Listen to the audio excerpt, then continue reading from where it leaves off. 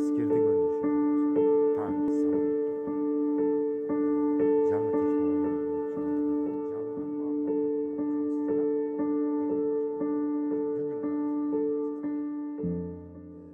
Анан административный ресурс аябай колдонулуп атат.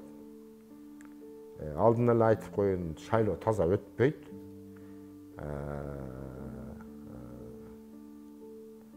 Айтыла турган жерлерге айтып атабыз. Алдын алыш керек деп. Булар чоң жаңылыштык кылып атат. Уже өтпөйт таза шайлоо өтпөйт. Мына Бишкек менен Оштун айырмасы ат менен төө дейт. Бишкекте таза өтөт, Ошто таза өтпөйт. Абдан көп партия катышып, өзүнүн иштерин алып барып атышат. Оштогудай баягындай жумуштан айдап берген, саясий куугунтук кылган, түнү үйүнөн ойготуп, сен могу партияда экенсиң чык дегендер жок. Артынан кубалап жүрүп. Могундай жетим жүгүрүктөр да жок. Тиги Ташиевдин же Мамытовдун же Жапаровдун же болбосо Зулушевдун атын саткан жетим жүгүрүктөр да жок. Ошто бар болду.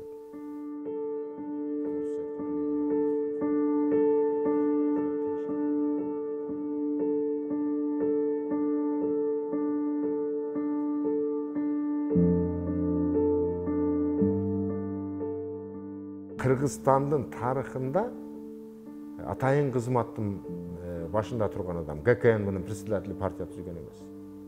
Бардык президенттердин ордуна.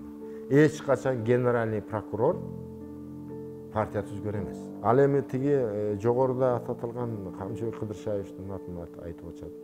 Эми Кудай сактасын, ошентип үмүт кылып турайлы, атын сатып атат деп. Ошого ишенип турайлы, бирок мага көптөгөн информациялар келип атат. Эгер ошондой киришип атканы, партия түзүп атканы болсо, булар тарыхта абдан айтып атпаймынбы, тарыхта эч качан эмне максатты көздөп атат, мен түшүнбөйм. Бирок ошондой кылбай атат. Булар жалганчы, атын сатып атат деп ишенип турайлы, но элди алдай албайсың. Элде башкача пикир жаралып калса, аны оңдой да албайсың. Себеби эл көрүп турат баарын. Ошондуктан мен ойлойм, жогоруда аталган жолдоштор, мамлекет башкарып аткан адамдар дагы бир сыйра ойлонот деп ойлойм.